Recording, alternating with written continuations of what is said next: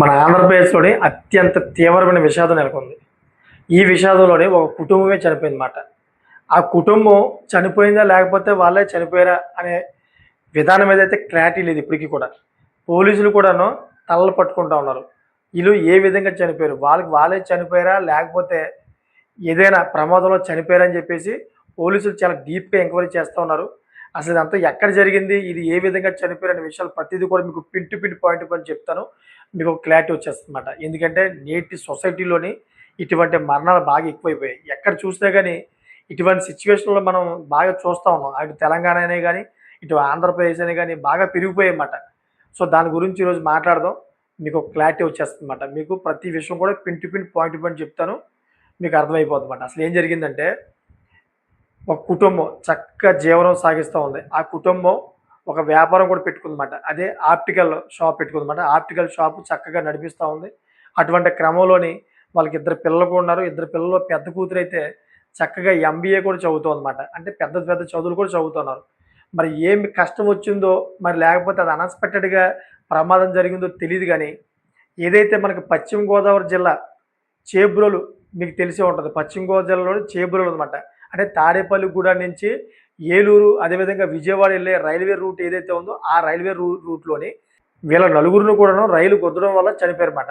ఇక్కడ ప్రధానంగా చూసుకుంటే గనక పోలీసులు ఏమంటున్నారంటే, వీళ్ళు నిజంగా చనిపోయారా? రైలుకి అడ్డంగా వీరు వెళ్లారా? లేకపోతే ఈ ట్రాక్ ఏదైతే ఉందో, ఈ ట్రాక్ దాటుతున్నప్పుడు వీళ్ళు గుద్దేసాయా అని చెప్పేసి ఒక క్లారిటీ లేదన్నమాట. వాళ్ళు అనుమానం ఇస్తా ఉన్నారు.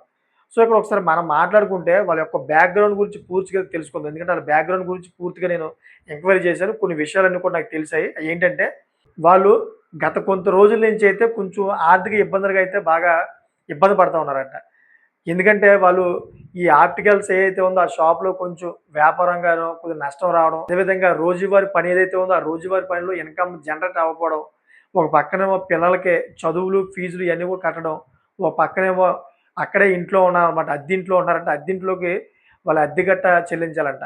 మరి అదంతా కూడా డబ్బులు కావాలి కదా! ఆర్థిక పరంగా అయితే కొంచెం చితికిపోయారంట వాళ్ళు. అంతేకాకుండా వీళ్ళు ఒక రకంగా చెప్పుకుంటే గుడివాడ వాసులంట ఈళ్ళు. గుడివాడ నుంచి వీళ్ళు 20 సంవత్సరాల క్రితం వీళ్ళు తాడేపల్లిగూడెం వచ్చి నివాసం ఉంటా ఉన్నారంట. తాడేపల్లిగూడెంలోనే 20 సంవత్సరాల నుంచి కూడా అద్దె ఇంట్లో ఉన్నారని చెప్పేసి తెలుస్తా ఉంది. మరి ఇలాగ తాడేపల్లిగూడెంలోనే అద్దె ఇంట్లో ఉన్నారంటే, ఒక ఆప్టికల్ షాప్ పెట్టుకున్నారంటే, మరి వీళ్ళు ఆర్థిక పరంగా నాకు తెలిసిన మట్టుకైతే చితికిపోయి ఉంటారు. ఎందుకంటే అక్కడ అద్దె కూడా కట్టాలి. అంతేకాకుండా ఏదైతే ఆప్టికల్ షాప్ ఉందో, ఈ ఆప్టికల్ షాప్ కూడాను ఈ రోజుల్లో పెద్ద డిమాండ్ లేదు. పెద్దగా ఎవరు వాడతల.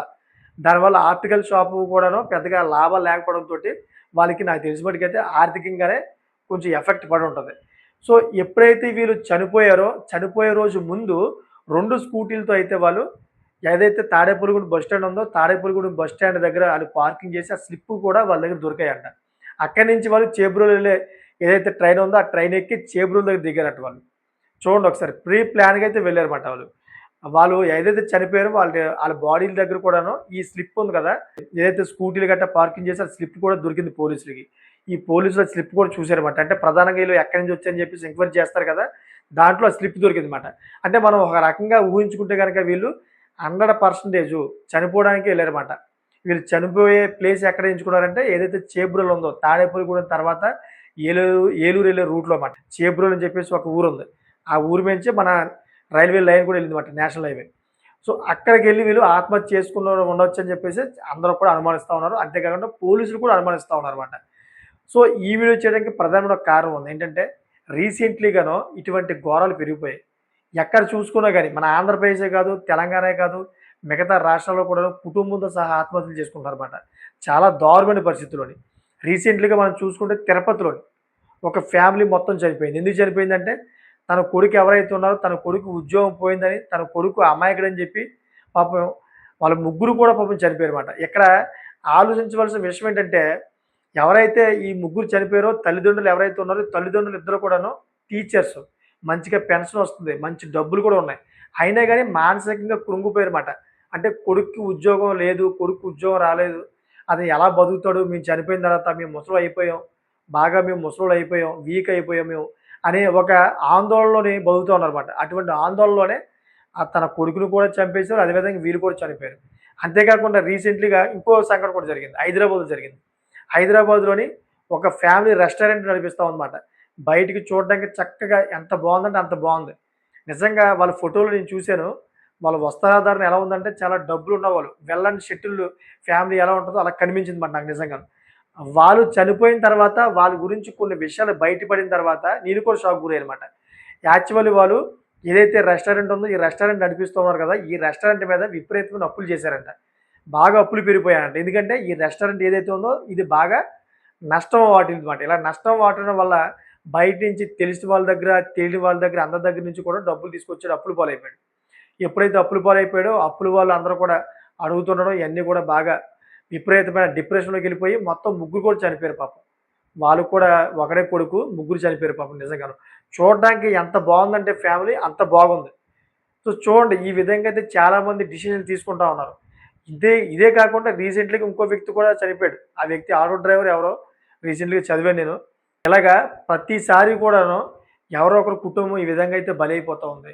ఈ వీడియో చేయడానికి ప్రధానమైన కారణం ఉంది. కొన్ని విషయాలు చెప్తాను. ఎవరికైనా గాని ఇటువంటి ప్రాబ్లమ్స్ ఉంటే గనక 100% ఈ వీడియోని మీరు పూర్తిగా చూడండి లాస్ట్ దాకా. నేను కొన్ని విషయాలు చెప్తాను. మీకొక క్లారిటీ వస్తది. ఏదైతే మీకు డిప్రెషన్ ఉందో, ఆ డిప్రెషన్ నుంచి బయటకొస్తారన్నమాట. ఏంటంటే మీకు ఒకవేళ ఫైనాన్షియల్‌గా ఒకవేళ ఇబ్బంది ఉంటే గనక 100% ఎవరైతే మీకు డబ్బులిచ్చారో వాళ్ళు మొఖం మీద చెప్పడమాట. నేను డబ్బులు ఇవ్వలేను. ఏదైతే అసలు ఉందో అసలు ఇవ్వగలను. ఈ అసలు కూడా కొంచెం కొంచెం ఇవ్వగలను. నా పరిస్థితి బాలేదని చెప్పేయండి మొఖం మీద. అంతేగాని మీరు కుటుంబం మొత్తం కూడా చనిపోద్ది. అంతేకాకుండా మీది ఏదైతే వ్యాపారం ఉందో, వ్యాపారం నష్టం వస్తుందనుకోండి సపోజ్ ప్రెజెంట్ నష్టం వస్తుందనుకోండి. మళ్ళీ దాన్ని వ్యాపారం నడిపించాలంటే మళ్ళీ మీరు అప్పు చేసి మళ్ళీ దాన్ని నడిపించాలన్నమాట. సో, అటువంటి క్రమంలోని ఆ వ్యాపారం చేయడం వేస్ట్ మాట. అటువంటి క్రమంలో ఏం చేయాలి మీరు? ఆ వ్యాపారం ఏదైతే ఉందో ఆ వ్యాపారాన్ని పూర్తిగా ఆపేసి మీరేం చేయాలంటే డైలీ ఏదైనా వర్క్ ఉంటే గనుక వర్క్‌కెళ్ళిపోవాలి. డైలీ మీకు ఎంతో కొంత అంటే దగ్గర దగ్గర రూ. 1000 వచ్చే విధంగా అయితే ఏదైనా పని ఉంటే గనక ఆ పనికెళ్ళిపోవాలి. అప్పుడు మీకు ఒక 30,000 దాకా నెలకొస్తాయి కదా! ఈ 30,000 తోటే మీ ఇల్లుని నడిపించుకోవాలి. మిగిలిన డబ్బులు మీరు సేవ్ చేయాలి. ఈ సేవ్ చేసిన డబ్బులు ఒక్కొక్కరికి ఇస్తూ రావాలన్నమాట. ఎవరైతే మిమ్మల్ని డబ్బులు అడుగుతా ఉన్నారో, ఎవరి దగ్గరైతే మీరు డబ్బులు తీసుకున్నారో వాళ్ళ దగ్గర వాళ్ళందరికి కూడా మీరు చెప్పాలన్నమాట. ఏమని? ప్రస్తుతానికైతే నా ఆర్థిక పరిస్థితి బాలేదు. నేను ఎవరికీ డబ్బులు ఇవ్వలేను. నన్ను అర్థం చేసుకోండి. ఇంక నేను ఏం చేయలేనని చెప్పాలన్నమాట.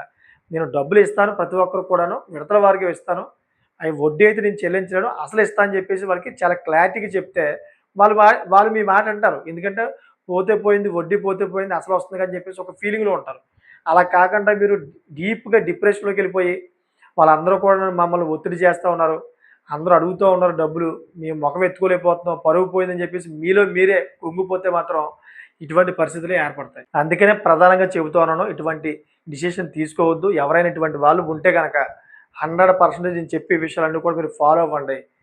మొగమాటం లేకుండా అయితే మీరు ఎవరి దగ్గరైతే డబ్బులు తెచ్చుకున్నారో వాళ్ళ మొఖం మీద అయితే అనండి. వాళ్ళ మొఖం మీద చెప్పండి. ఎటువంటి భయం లేదు.